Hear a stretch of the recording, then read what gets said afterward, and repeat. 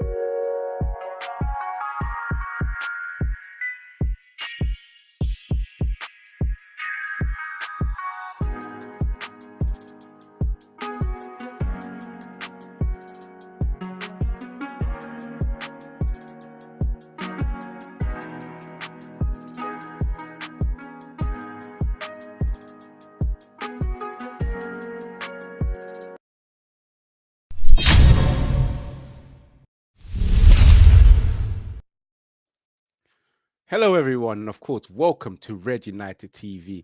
It's your boy, Ivor Spicer. We are back at it again with another Manchester United podcast. Yes, you know, this is the favorite part of the year for me when it comes to the transfer windows. It's the most exciting time as a Manchester United fan because we're getting ready to be treated to gifts.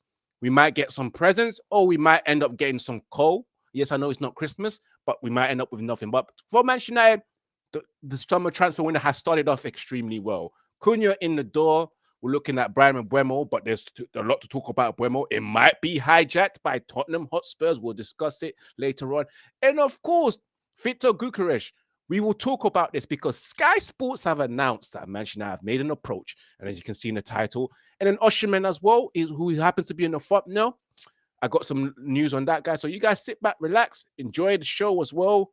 Apologies for the fuzziness if anything happens with my camera, but it is what it is. We'll just continue running the show. It is what it is, man. Let me just introduce you guys to, of course, Uche is in the background. Wait, let me just see if I can. Yes. I'm hoping I'm not, my camera or the connection is not too slow because I think I feel like I'm having disturbance with my network connection. But you're right. You're right. Mm-hmm. You're right. For you, it's okay, but for those who are watching, I'm probably about 2 seconds slow from the actual voice that I'm hearing. But big up to you, Che. Jerome will be joining us. How you been? How's your week without Manchester United playing football? It's been I kept sleeping peacefully because no match to torment me. So it's been a wonderful time off the screen. But yes, they had a very good match watching the National League finals, seeing Portugal lift the title. Ooh, quite an intense game. I quite enjoyed it. So it's been an interesting game to watch, and I hope the transfer window will spark up things for us as things unfold. And yes, that's what we're here to discuss about, man. Let's start it off because big news coming from Sky Sports as well. Let me just start reading. Let me share my screen. Okay. Just make sure I share it right there. Here we go. Right here. Manchester United transfer. Club approach for striker Viktor Gyökeres and are set to make an improved bid for Bryan Mbeumo. There they are right there. And I would play the video, but I don't want to get any copyrights. Manchester United have an initial approach for sporting striker Viktor Gyökeres through intermediaries. I mean, United are exploring the condition of the potential deal for the 27-year-old head coach Ruben Amorim is a big admirer of Gyökeres. Of course, you guys know that Gyökeres is his former manager at Sporting Lisbon, and of course, he would love to have his striker to join Manchester United. But I'm getting the deja vu of Eric Ten Hag syndrome. You know, when he signed his previous former players and it just didn't work out with us. You can see that right now. Some of the players that he signed from his former club, it ain't working, like Andre Onana, Anthony. I would say Delet's working to an extent, Mazarari, and I can't remember the rest of the guys that he signed. But again, Gyökeres has a gentleman agreement to leave Sporting this summer for an offer of above £58 million, which is 70 million euros, despite a release clause of around 84 million, which is 100 million euros. For those who don't know, Gyökeres scored 54 goals in 52 games in the past season for Portuguese champion, including that hat-trick against Manchester City in the Champions League. It is exciting news to see that Manchester United making these strides. Mbeumo himself, we'll talk about his transfer later on because, of course, Tottenham are trying to hijack that. Big up Jerome for joining us as well. We're going to start off with the Gyökeres transfer. As you can see, Manchester United have made an approach for Gyökeres. Will this transfer happen? Where is Manchester United getting their money from? Because I thought we was broke. I thought we didn't have no money. I thought we was making redundancies, we was cutting costs down, getting rid of players and all that kind of stuff. And we still haven't sold a player, but somehow Manchester United have the money. Let me start off with you guys. Who wants to start off the conversation of Gyökeres to Manchester United? Who wants to take the honors? Yeah, that Gyökeres deal. Yeah, it's exciting if it happens because I thought that all eyes were on Delap. Yeah. But obviously Delap chose Chelsea over us, so it looks like we've gone to our second option because I reckon we wanted to go for the cheaper option in Delap, but now we've got to kind of splash out now. But it might be a blessing because we needed an experienced striker. Obviously, I would have loved to have got both Delap and Gyökeres, but if you had to pick, we needed the experience because we can't go for another season with Rasmus Højlund leading the line. Otherwise, we're going to be in another relegation scrap. So it's good that it looks like it's going to go over the line maybe in the next couple of weeks or so, and we can actually start looking forward to scoring some goals. So, but like you said, I think it's just a big PR stunt that United are trying to act like they're broke and they ain't got money. They definitely got transfer funds, but obviously we would like to have more and spend more if we're able to sell. So it looks like we're linked with Gyökeres and then obviously the Mbeumo deal. It looks like maybe it's just going to be those two until we make sales. So yeah, it's looking promising. It looks like we're being linked with the right personnel. So hopefully get that over the line. I think the transfer window closes tomorrow temporarily. Yeah, and reopens again. Yeah. So hopefully we can get this Gyökeres deal. Maybe I'm being too optimistic to think that we'll get it done tomorrow. But as long as we can get it done before pre-season starts, then that's the main thing. But yeah, the priority was for me to sort out the forward lines because this minus goal difference that we've been having for the last 2 years it's not acceptable. So we need to start scoring goals first and foremost, and then work backwards. Then work on the midfield, and then the goalkeeping situation. Yeah, what about you? Of course, Uche, I saw you itching when Jerome mentioned your favorite striker, Rasmus Højlund, which we will talk about during the show because he admitted that he wants to stay at Manchester United, but we'll talk about that later. But do you think that Manchester United can do this deal? Nah, they can't pull that deal off because if you look at the way it is now, what I'm trying to both deals. Okay, let me just stay on topic on this one though. So. To get Viktor, no, they weren't gonna pull it. So what I think Sporting is trying to do now is they're trying to hike up the price. So with United entering the deal, that means his price is gonna spike up, and I don't think we have that financial capability to do that. Even though yes, we're no longer broke all of a sudden. Yes, that's fine, but we can't pull this off because for us to pull this off, we're going to spend more than we actually budgeted for this player. That's number one thing I'm sure of. Because if Viktor wanted to come over to United, he could have done that since. The same way we set up the deal with Konya could have been an earlier deal. This is just a hype, if you ask me. And us entering this bid, I don't think we are financially stable to go on a transfer tussle with some other players that's in Europe. We can't win that fight. So You know what? So I was gonna say, no, to be fair, I think some of these strikers are just weighing up their options, to be honest. yes, United might not have been his first choice, to be honest. I thought he was going Arsenal. exactly. But it looks like because Arsenal diverted to Sesko, it looks like he's like looking and considering United. But you're right, he's not guaranteed to join United, but I just got a feeling that he will. I think we'll offer him the best wages, and there doesn't seem to be anyone else going in for him from the branch. You said it right now. It looks concrete. Wages. We're gonna spend more. If we are to bring Viktor Gyökeres right now to OT, we're gonna spend really more. And I don't think we are not. We're not there. We're not that robust to actually compete in that kind of situation. If you notice, we'll be able to compete with in the transfer market for any player who solely chooses only. And Cunha was able to go through, not because other clubs didn't want Cunha, but because we paid the release clause. Other teams didn't want to pay the release clause, and the same thing happened to Mbeumo because we're still gonna. No team is gonna give it to Man U just like that. Everybody wants to weigh their options. We want to see who's gonna bid more. Why would you want to give Man U and Mbeumo when you can actually get more from other clubs? So everyone wants to weigh their options. So for Viktor, this is one of the most. I think currently he's the. Apart from alongside with Viktor Osimhen, they are the toppest, one of the best strikers in the market right now. So it's not going to be an easy one. So you have two best strikers in the market. You have Viktor Osimhen, Viktor Gyökeres in the market now, and it's not going to be a walk in the park. So for me, looking at how we actually been with finances, I don't think that they're going to pull up. They're just one of those deals we normally hear. They go, they agree terms, and along the line, it goes off. Besides, Jerome, you said last time that if Ruben is trying to do the Avengers thing, nah, we're not gonna take it. So I think we're still hang on over again now. That's exactly what I was worried about, because again, we've been here with a previous manager bringing an ex-player to the club and hoping that it will work out, and it has not worked out for Manchester United's sake. So Gyökeres coming in, will it work out? Is he capable of doing well in the Premier League?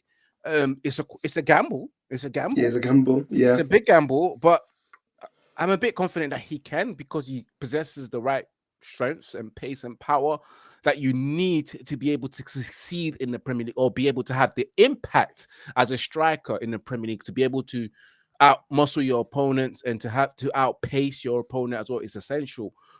So I think with Viktor Gyökeres, it's unbelievable that Manchester United are approaching him and trying to maybe test the waters to see if you are going to sell him, how much would you be able to sell him for, just to get a price there and a quote, and then come back later on, probably towards when the summer reopens, because there is no way that they will get this deal wrapped when they're focusing on the Mbeumo deal at the moment. Yeah. But again, it's something that we need to watch the space and see what happens. You know, I simply think that Viktor Gyökeres told Arsenal he doesn't want to go. Nah. I want to go Manchester United. They finished 15th. I reckon that Arsenal don't want him. I don't think Arsenal don't want him. I think Arsenal want Sesko. I think Arsenal want the younger option. They're going to go for Sesko, but I think Viktor Gyökeres, when they were linked to him, he probably just told them, no, I'm not interested in Arsenal. Like, listen, I want to play for Manchester United. Like, let's be real. The little kid in me tells me I want to play for Manchester United. I know they finished 15th. I don't care about the Champions League. I just want to be that striker that makes Manchester United great again. You know, it's a big pool, Manchester United. I don't understand, but it is. It's a big gamble. I would have chose Arsenal because they guaranteed Champions League football. Yeah, you know, they'll create the chances for you. Where Manchester United is like, you just don't know what's going to happen. You might be successful, you might not. It might not work. Yeah, it's a massive risk to United. We're playing one game a week, so it should be easier. Who will pay more between Arsenal and United? United will pay more than Arsenal. So. And anyone would choose United, not because United will always pay more, not because let's just say because of the shift. Always in the past years, United has always paid more. So is in there. So anyone would choose United because you're going to pay me, except if it's City. City will obviously pay more. But when it comes to Arsenal and United, nah, you have to choose for the bag. We should pay more in wages, but I think in this case, there's going to be some cases we might have to pay over the odds in wages a bit because we don't have European football. Yeah. We've got to have another way to entice them. So say, for example, Arsenal wanted Gyökeres and we want Gyökeres, we can only compete with Arsenal by paying more because Arsenal can play Champions League football. Yeah. So that's the only thing. Because obviously I wanted the wage structure to go down slightly, but I think that's going to take time. I don't think we can expect that this summer because I can see Cunha is going to be earning 200. I don't know how much Mbeumo is going to be earning. Hopefully not 250. I think that's a bit too I'm reading about 150k. No. Yeah. See, that's what we're saying. But let me tell you, let's be honest.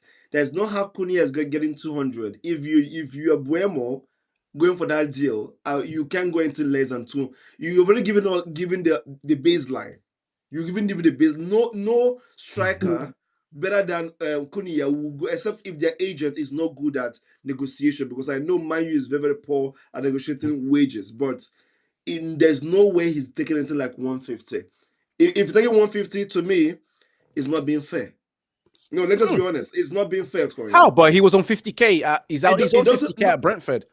Okay. Why I know he scored 20 goals, but what justifies him to opt for that much money based off just one season? I know he did well the previous season, but this is the first season that he actually scored 20 goals in just one single domestic campaign, which is in the FA Cup, the Carabao Cup, and also the Premier League. So it's about what structure. Makes him ask for 200k or 250? It's about the structure. It's a club structure. The same way, just like a normal job that you have, if you move to a job to a different company that is actually paying more, there's no how the company you're moving to will pay you your salary of the way you were coming from because no, you were paying on a low pay. No, you're going to a bigger club, so you have to come with the wages. And you have a team whereby you have Mount. How much is Mount earning? Come on. You have a salary structure. You have Casemiro earning those amounts. These are your negotiating. If you're on that table, you negotiate based on the people already on the salary structure against yours. And being fair, you need to give them within those range because I can't be in a locker room. Someone is earning 200 and you're giving me 100, and I'm trying to do more work than those. I'm not staying. Anybody walk away from this? I would say I know. Ideally, I want him to be on 150. But if they did say they pay him 200, then you have to just take it. Well, I hope it's 150. We're not in Europe. When you're not in Europe, you don't have that much bargaining power because if Mbeumo's picking us over these Champions League clubs, then that obviously means that we're naturally going to be paying him more than those Champions League clubs. So that's what it's going to be. And I do kind of agree. You can't like Mason Mount and all these other players earning 250 and that.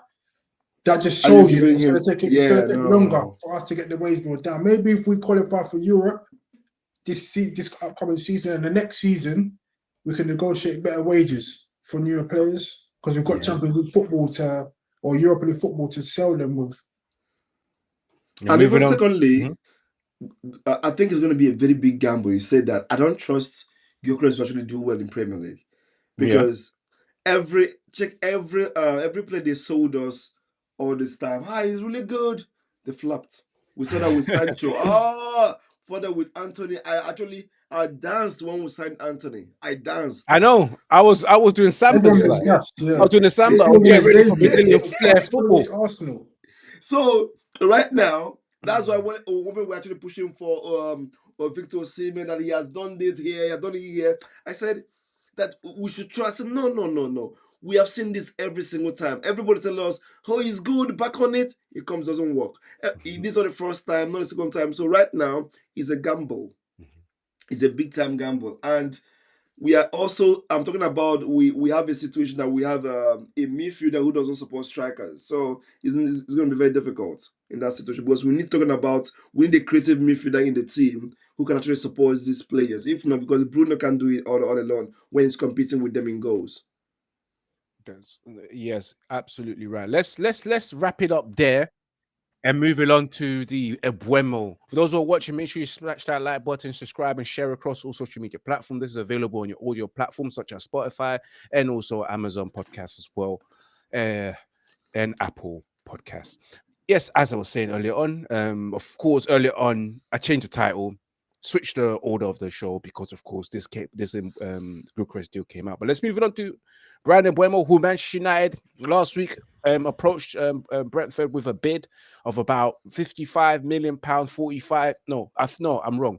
£45 million and £5 million add-on, a £50 million bid that they made, which got rejected. They have now offered the £55 million bid and £5 million add-on, which potentially could get rejected because of Brentford want just over 60 because they feel that Mbeumo is costs us just as much as Cunha, and based on his performance this season, they feel like that value is justified. Again, for those who were wondering this morning as well, the Sun had it at that Mbeumo's pushing for that Manchester United deal.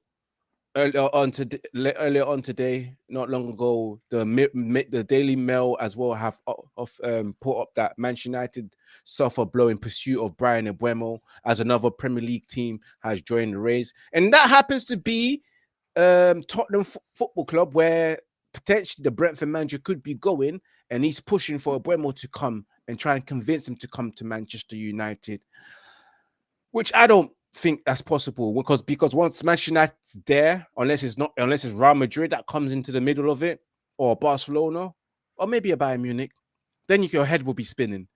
But I just can't see Tottenham hijacking our transfer target, Mbeumo, especially for the fact that he's already rejected Tottenham.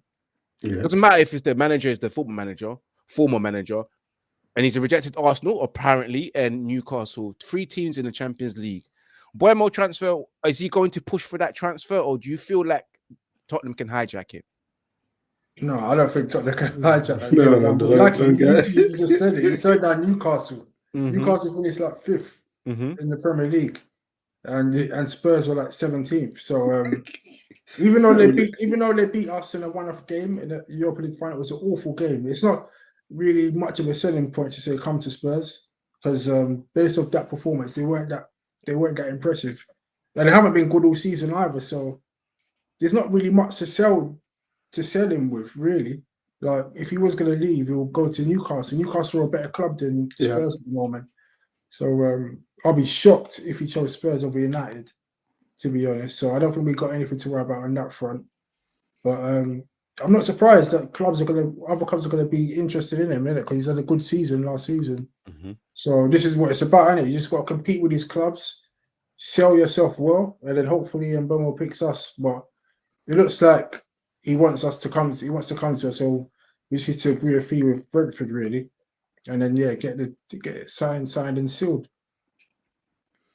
So in this deal, 2 things I think is affecting it. One, for some reasons, I believe that our Cunha business could have been an undisclosed fee for some reason.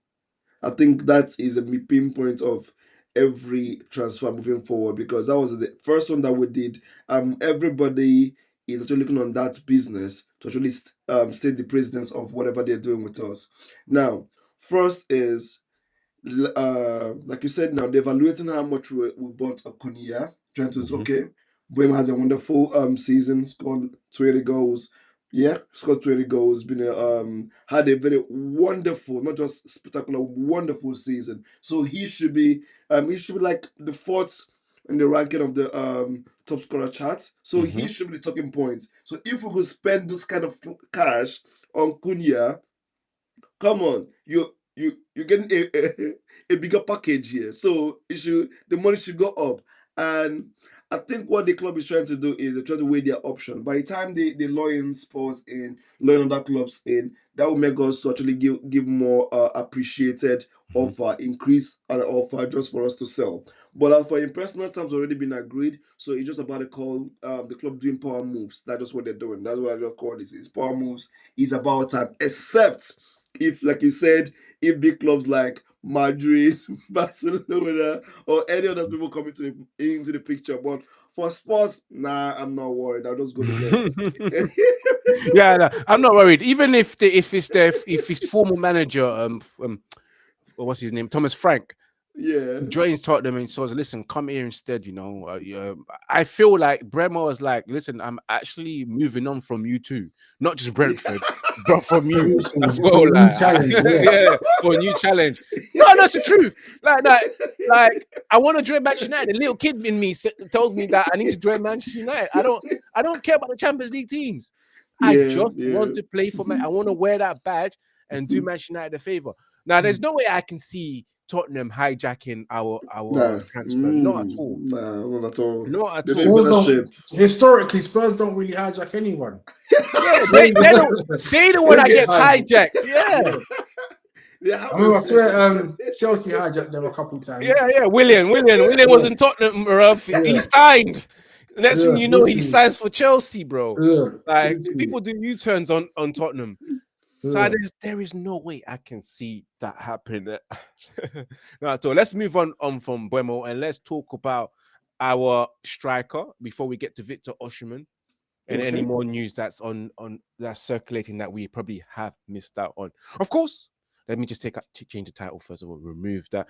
Yes, Rasmus Højlund have been linked with a move to Inter Milan. For those who are watching it who doesn't know, I'm surprised again that clubs are actually interested and they want him. And I told Jerome last week, whatever drugs they are taking, they should continue taking those drugs until they sign Rasmus Højlund. Then they can come off that drug and they can never come back to us once the contract is signed. But yes, Rasmus Højlund was interviewed during the international break, which I want to say in the set, Uche.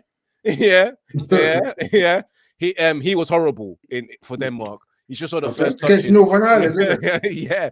He was asked about his future, about the interlink. He replied saying that I have a contract until 2030, so I expect to play for Manchester United. Yeah. I'm looking forward to going on a summer vacation, and then I'm fully dedicated to the project that's on the way. Exactly. Wow, the confidence in him is crazy. He also said, as I told you before. No, I say when pushed whether he's aware of the rumors linked with Inter, he remarks, no. As I've told you before, I try to stay away from all of that because it is both for the better or for the worse these days. Okay, so Rasmus Højlund wants to stay. Yeah. Wants to fight for the shirt. Wants to fight for the shirt. Yeah, he's listen, let me give this. Yeah, you can start it off. This is your guy. Yeah, when you put in my guy, if you go to my page a lot, you understand that Rasmus is one player that has always been in my feed every single match day. I won't say about actually. I've criticized Rasmus all through the season. Really? That's what I'm saying. So when I talk about players like this, 180 degrees spin. Yeah. So I'm going to wait. If you follow through every single match, I follow through his goal scoring record every single match down till. But at some point, I have to take a lean back. When you actually talk about a player every single not being good enough, how you talk about the factors actually making this player not to be good enough. Yes. The fact that we lack creation. Exactly. So this is where I'm looking at. Yes, we point out yes, he's actually doing this. We'll focus on things that he's doing so much bad, and we forgot one thing that. When Ronaldo left, we brought in Vos, whose only work was just to press, and nobody complained about it. We're just pressing. And you saw someone who is also pressing. That boy, if you look at him, he's working so hard. But people know, for the fact that there's something you understand that you're working hard, but it's not showing. Does not mean that you're not good. It's not just working. It's not clicking. And the team is not helping matters. You can agree with me that on countless occasions, you see him making runs and nobody gives him the ball. On countless occasions. And you see him recycle back. He's always running left and right, pressing all throughout the game. Those pressings has given us so many goals, even though he was not the one that scored it, isn't it? Towards the pressing.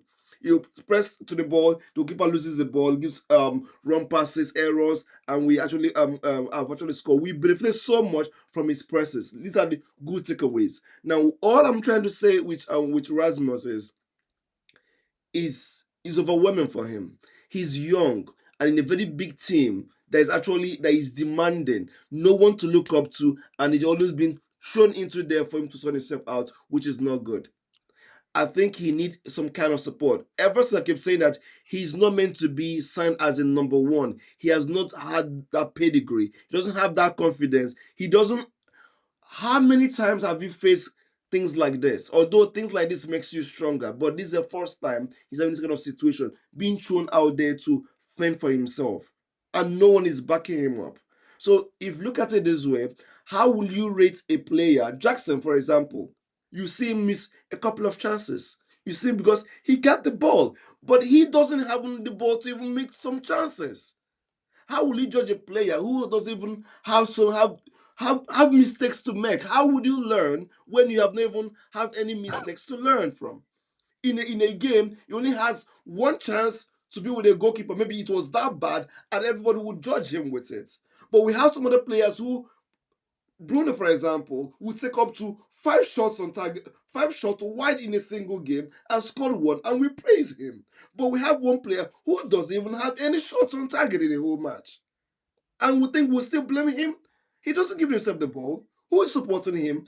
Garnacho is going for goal. Ahmad is going for goal. Bruno is going for goal. Who is supporting the striker? Let's take away the striker role if we don't want to use it. That's what I'm saying. Because right now, whether we bring him and Mbeumo, Gunnar, I keep asking who is going to give them those passes? Because right now we have a bunch of selfish forwards. So it's a delicate one, and he might actually do a good out away. He might actually fumble, but we still have some other root causes within our team that is hindering his progress. Ronaldo was able to actually travel over it because he's an elite player. He's better now. He's so good. Check the goals Ronaldo scored. Not one came really from the midfield so much. It was all hustle. No one helped. How can, as of April, I keep saying this every single time, April 2022, 22nd, Ronaldo had 100 goals in the Premier League. In April, the league's almost gone, and Bruno only had one assist. One good assist for your striker in a whole season. Make it make sense to me. This is Ronaldo we're talking about. So would you say Ronaldo does not have a good positioning? Or Ronaldo is not good in positioning? Let's very fast. Let's look at the numbers. The midfield is competing with the forward, and that has to stop. It doesn't bring anybody. It doesn't work. So he's a kid. Let him some slack. Let him go on the bench, bring in a striker he learns from, and it's to create a competition, and he'll pick up. That's what I have to say. We don't need to sell him. He's young. Before I get to Jerome, let me just get this comment out. Red Tinted Views, big up Red Tinted Views. Make sure you subscribe to his channel as well. It says Hojlund got done dirty. Ultimately, we needed an experienced striker through the door, same time as Hojlund came in, which is absolutely true. When we first signed Hojlund, we was like, yeah, we're getting a striker, young striker that's only scored what 7 or 9 goals in a season. I'm sure we should be getting a season pro, but we did try to get Harry Kane. Or I don't know whether the club actually made this bid, but Ten Hag wanted Harry Kane. I remember that, and he ended up with Rasmus Højlund and someone to work on. And Rettedin Fist said he needs to go on loan or sell with a buyback clause if he really wants to stay. Should be allowed to stay? Question mark. Let me get to Jerome. Let me get your thoughts. Yeah. I do agree with what Uchi was saying about obviously you needed an experienced striker to come in, and we're not creating enough chances. But ultimately, if that was after the first season, I would have always said, yeah, we'll give him the second season. But he's had 2 full seasons now. And with or without an experienced striker, you would expect to have seen some progress in the second season, and we haven't. If anything, he's got worse from his first season. So that tells you that he's kind of on the decline and he's short of confidence, and the team as a whole have lost confidence in him as well because they're not passing to him. That's why he's not getting much shots off. And when he does get the ball and when he does get himself in the position to have shots, he doesn't shoot. He takes too long on the ball and he gets tackled. So I just think he needs a loan or he gets sold, like the guy said, with a buyback clause possible, because we need to move on now. We need to kick on next season. We finished 15th minus 10 goal difference. We haven't got time for babysitting players and for sentiment. We've got to be ruthless and we've got to rebuild. We've got to clear out a lot of dead wood and we've got to be serious this summer. Like all this giving Højlund a 3rd season and all that talk is just, that's talk for a team when you're winning titles and you're competing at the top. But when you're in a relegation battle, we haven't got time for all of that sort of stuff. So yeah, it's time to get ruthless and time to just bring in proper strikers and players that are fit enough and man enough to play for Man United, because at the moment, with or without that spirit striker, Højlund seems like the club's too big for him. And it just seems like he's just struggling and he's just like, in his own bubble, and it just looks like he just doesn't know where he is half the time. Like when you see him on the pitch, he doesn't know where to be. His positional sense is bad. His first touch is poor. Every time the ball comes into it, it just bounces off him 80% of the time. When he does get the ball and control, it's like, right, he controlled the ball. That was good play. Like, it happens rarely. So, for the guy's sake, for his own career's sake, I think he just needs a move for a fresh start. Because imagine if he's having a third season and he's still carrying on how he left off last season, the fans are gonna turn on him and it's gonna get toxic because you can't have 3 seasons of mediocrity. So maybe a loan at the minimum to go away season, start a fresh new environment, new scenery, score some goals, and hopefully come back a refreshed new man and then hopefully by then we'll have a better established team that can create more chances. But as of now, I don't think the environment's fit for him to perform in because sometimes everything needs to be all in place for you, and it's not. The environment's not there for him. Like I said, most of the players don't pass to him because they've lost trust in his abilities. So if he stays for a third season, we just have to deal with it. But for me, I don't think it's a good idea to keep him next season. Yeah, but even to add on to that, I just want to know me, any striker that is around 20 years old that had up to 20 goals in the whole big team. Ken, for instance, top scorer, when it was 20, how many goals at the end? Who are we talking about? Ken. Harry Kane. Okay. When it was 20. I just want to say this guy here scored 21 goals. This guy here, the 21-year-old. He's younger than Rasmus Højlund. Which team is he playing for? This guy. Can you read the comments? Can you see the comments? Do you see that?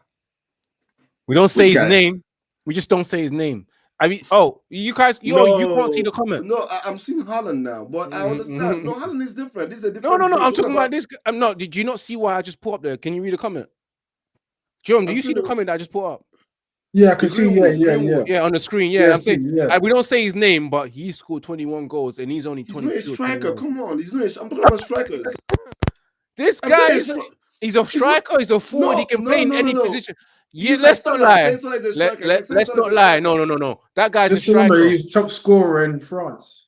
He's a top scorer, but he's not a striker. Dembele is the top scorer in France. Is he a striker? No, but the player that I mentioned is a striker. He's a striker, but he's just been played on the wing. During his academy days, he plays up front. And he played up front for us. He played as a flank for us in United, as a flank when he went to La Liga. And at times in the middle for Manchester United. When these are times, he's definitely a striker. Remember when he was playing for us, left foot, right foot. He's just a young player coming through. Yeah, but now he's actually a striker. But right now, does he play from the center? No. Does he play from the center? Even the chat is saying, think up Red interview says Greenwood would be a certified striker. He said he would be, but I'm talking about currently. But he is. No, where I'm going with this is on the wing. Where I'm going with, go on. Give him the time. Give him the time to do all that. This is a young boy that came in his first season. He had 10 goals. No, sorry, it's correct. 17. You're talking about Rasmus Højlund? Yes. In his first season, 17 goals. But he took a long gap of not scoring. Premier League. I'm Premier League. Oh no, I'm making you sound better. I'm making you sound better. I don't want to make you sound better. No, I'm making you sound better. 17 goals in all competition. I like it raw as it is. 10 goals. You think someone who scored 10 goals in EPL in 30 games for his first time in a team? And guess who has another 10 goals that season? Bruno Fernandes. Yeah, but he's a midfielder. Good. What does it tell you? No. When I say these things, people think I'm actually making this. I'm trying to. It doesn't work that way. Look at Kevin De Bruyne. Kevin De Bruyne. There's no how Kevin De Bruyne will have those amount of goals, and you expect Haaland to have those amount of goals. It can happen. You have to compensate one. How many times do we have any half-pass goal passes from Bruno, like tap-ins? How many tap-ins have Rasmus had? But Check that Haaland. there, Almost all the goals are tap-ins. That there, I Have can agree goals. with you. However, we've also seen Rasmus Højlund miss chances Because with only the ball one. bringing to- Okay. Let me talk about which striker has Bruno supported all through in Manchester United? Name one. I'll wait. Since he came in. Well, I won't answer that because you know me how I feel about Bruno. Yeah. No, absolutely right. And he has not really fed any striker because Martial said the same thing in preseason. I said, yeah, you didn't give me no assists. And he told him he's banking it all in the Premier League. Exactly. He did it to Ronaldo. Did to Ronaldo. Did to Vorhorst. You signed a striker. But it's not just Bruno though. He had no single goal. Uche, My God. it's not just Bruno. It's the other players as well. It's a whole team. No, and they decide not the to whole team in general. To be fair, we do play through Bruno. That's the problem. But the other players should be contributing more with creating chances as well. It will be difficult. I do agree with what you're saying, Bruno. That's why I see when people talk about Bruno's GA and stuff. I'm like, where's all this GA coming from? What is it equating to? It don't equate to nothing. We finished 15th last season, and everyone's saying, yeah, he's got more GA than Odegaard and this and that in the best. And I'm like, but what did it amount to? Like, I get what you're saying. Like, yeah, the GA, where was the GA in the Premier League that helped us our goal difference? We finished on -10. So his GA didn't amount to anything. So I can see where your point that is valid. Like when it comes to Højlund, because he needs to support your striker to give him goals. I still don't think Højlund's good enough to like lead the line. I can accept that. His fundamentals are good, so I wouldn't just blame Bruno for all of like Højlund's shortcomings. But I do agree with what you're saying in that we should be doing more to create chances. And I don't see where this GA from Bruno comes from that helps our strikers. And like Avro and Spice said, even strikers of the past, like Martial was saying, give me some assists. Because all you're doing is scoring penalties. All you're doing is taking penalties and stat padding, but you're not actually doing anything to help the team function. No, why I actually feel so bad. Chocolate, my wife, liked Vorst when they signed to replace Ronaldo. I was a bitter man because I was so bitter that Ronaldo has to go. But she, for some reason, liked the player because he was always hustling for the ball, pressing, moving, and say, oh no, he has tried so much. Guess what? That guy went all whole season without any complaint, and he never received any service he deserved. We were all fans did was to blame him that he's not good enough.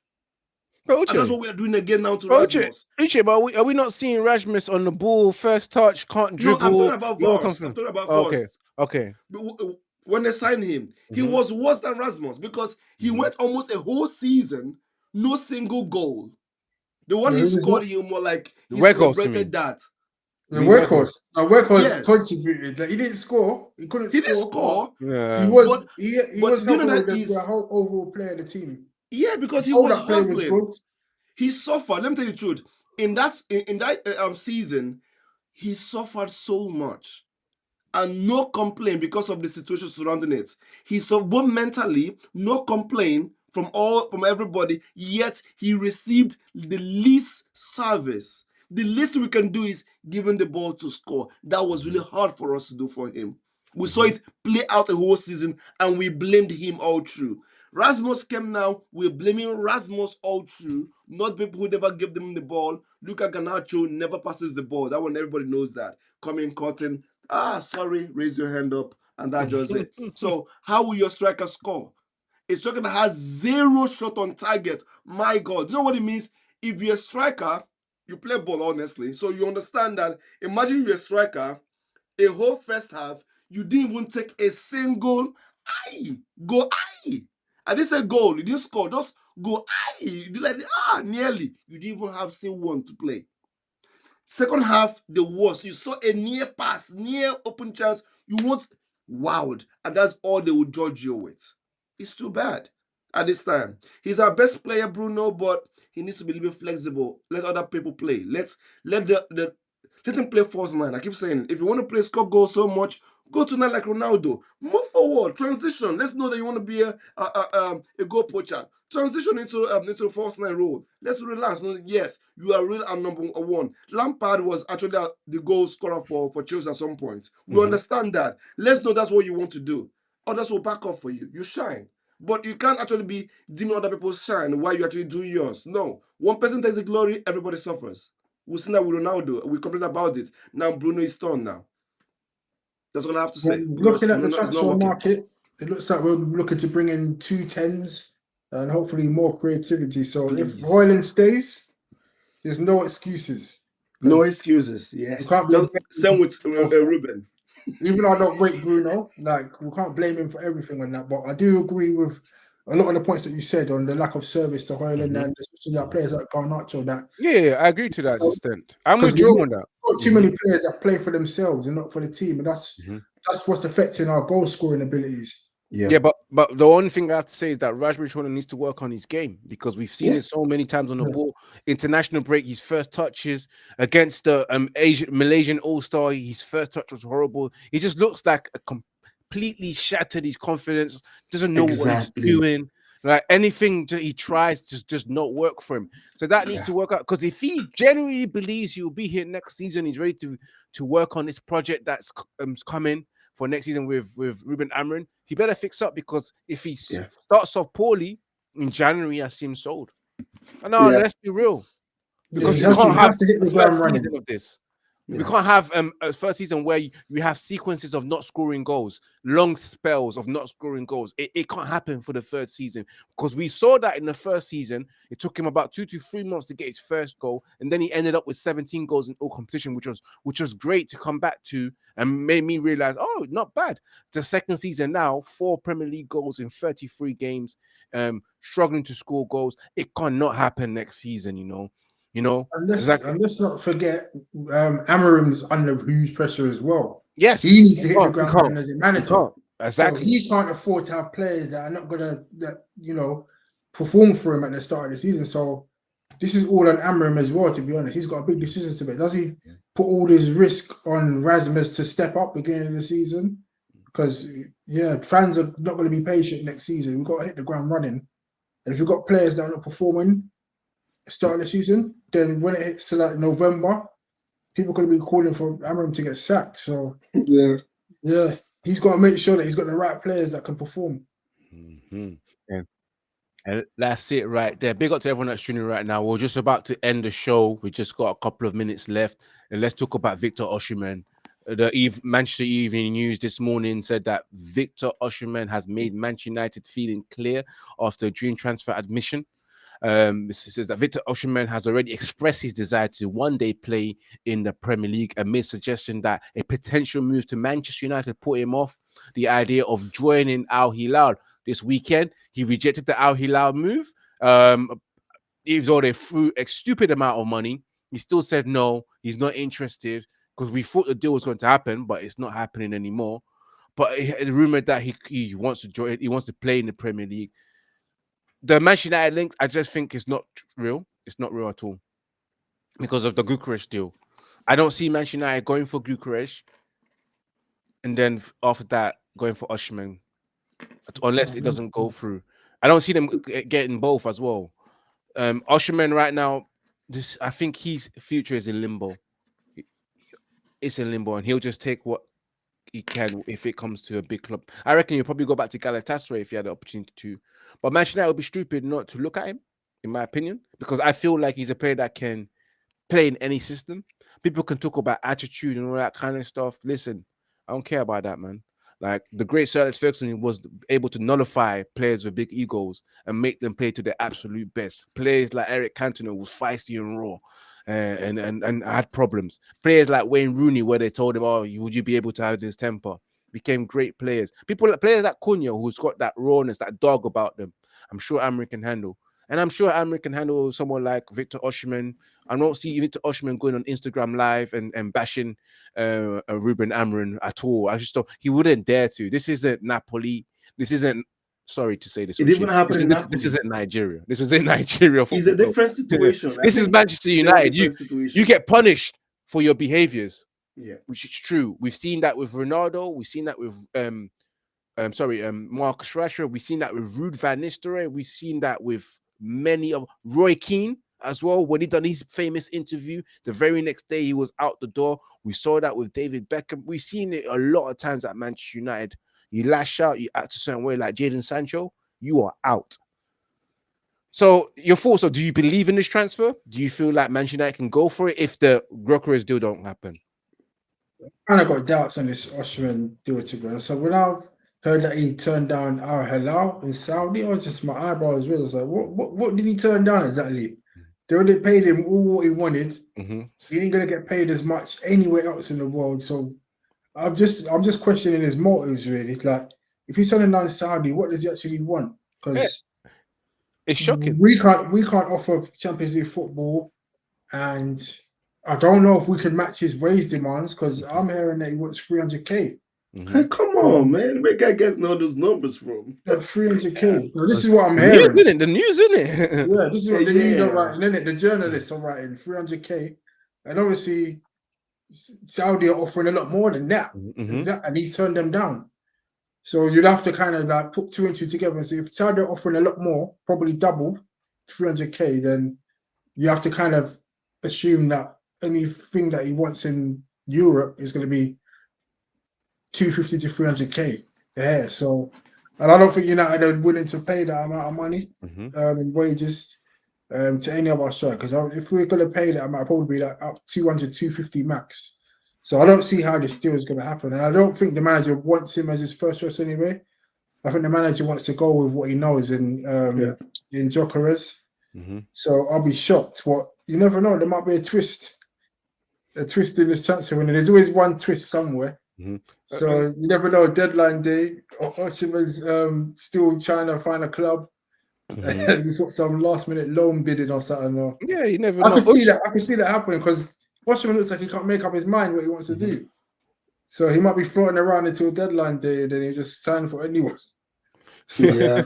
Uche, is it surprising to see a Nigerian man reject £750,000 a week, rejecting money like that? I'll tell you the truth is, just like everyone has been saying, Viktor Osimhen have my utmost respect for that. I never did I actually think that someone will, that an African, a Nigerian man, 750k. Damn, I was like, what? I was like, I said, what is it thinking? Because I saw deal accepted, then I saw another one, deal rejected. I was like, what is it flipping thinking? Then I said, that shows that African football have actually matured in a place that it is not just about the money, because you're rich, obviously. Osimhen is rich, so it's not as if he's rich for life. You need the money for stability. You already have the money. You're okay. So it's just about more money, because money is never enough. Is it just me? Is it just me, or is Saudi becoming a bit undesirable for players these days? Yeah. Some of them are rejecting it. I've been seeing a lot of people rejecting Saudi. Yeah. A few years ago, everyone wanted to go Saudi for the money, but now it's like, I don't even care about the money. Like, I'd rather just stay in Europe. Because if you look right now, there's they gonna call a change of people who are rejecting this thing, and people who have the future to change what football is going to look like. We have Ronaldo, we have Messi slipping off. You can imagine where the world is about to evolve around a kid, 17-year-old Yamal. That shows that the era is in. We are thirsty for the next big thing. Everybody wants to know who is going to take the stage, who is going to be the next big thing in football. And you have someone already. Now, let me put this into perspective right now. Tell me one single player that went on a loan that became the golden boot for that for any club. It has never happened. I've never seen that before. Viktor Osimhen did that, and not just that. This guy, if you watch his game with Gala, you think that he started with Gala, and he's been playing there since from the academy. He changed every single thing. He's a crowd controller. This is someone who plays like Ibrahimovic. He believes in himself, what he can do. Not just, when I say I can, just like Ronaldo of those days will tell you that I'm going there to win, and he's going there to win. He's a go-getter for you. Now, Man U getting Viktor? I don't see that happening, because we had the chance to get Viktor in the first place, and we refused, and we blamed it on that we had no funds. And guess what? The money we have actually even asking for, Osimhen is only asking for the same wages that he's taking in Naples is what he actually wants. He's not going to take a pay cut. And this money is about after tax. That's where the problem is. He wants his pay after tax. Because what the trick is, when they give you the big sum, it's before tax. And when you hear it, no, he said he wants that pay, which is after tax. Mm-hmm. And that's what the Yeah, issue that's is. how we negotiate. He'll be like, right, I want 250 after tax. Mm-hmm. So that's basically so 500k, basically. Yeah. So that's why. But if we can actually pay all this we're paying, I think we should be able to pull it off. It's not based on he wants to play in Premier League. That's just a major thing. Mm-hmm. Chelsea might take it. He might come to United. He might go to Arsenal, but he's still open. And PSG has actually resumed talks with him again to actually move. So he has his options around the whole place. But for United, let's just wait for the late transfer. We love those kind of transfers. We love them. We'll break it back and give you anything you want just for you to come. And that's it, people. We have come to the end of the show. Big up to everyone that's watching right now. Smash that like button. Tune in next week, Monday, for some more Manchester United news, the more catch-up podcasts as well. And of course, follow Red United TV on Instagram for your latest Manchester United news. Any breaking news is posted there. Any reactions as well from myself is posted there. Big up to the panel. Big up to Uche. Big up to Jerome. We'll see everyone next week. We're about to end that show and then enjoy the rest of our Monday evening. To everyone, God bless you. Remember to keep it united. Remember to keep it Red United. Let's hope Manchester United can sign a player next week when we return. Peace. Don't worry. Take care. So, man.